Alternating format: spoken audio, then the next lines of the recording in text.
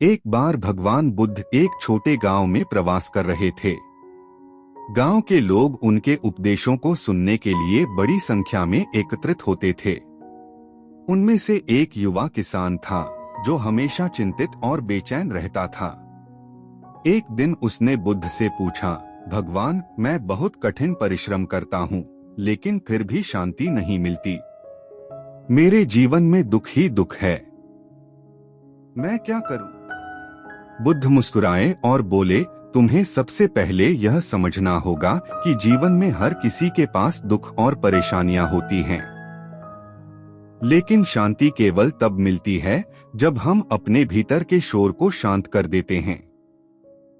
फिर बुद्ध ने किसान को एक कटोरी में जल भरकर दिया और कहा, इस कटोरी को पानी से भरकर यहाँ लाओ, लेकिन ध्यान रहे कि पानी छलकने न पाए। किसान ने बहुत सावधानी से कटोरी उठाई और ध्यान से चलने लगा। जब वह बुद्ध के पास पहुंचा तो उन्होंने पूछा, अब तुम कैसे महसूस कर रहे हो?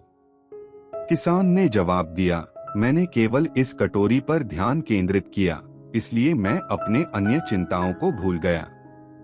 बुद्ध ने कहा, ठीक इसी तरह जब तुम अपने जीवन में केवल अपने उद्देश्य पर ध्यान केंद्रित करोगे तो शांति और संतोष स्वतः ही आ जाएगी। अपने भीतर की यात्रा पर ध्यान दो, बाहरी परेशानियां तुम्हें भटका नहीं पाएंगी। कहानी का संदेश, शांति और संतोष हमारे भीतर ही होते हैं।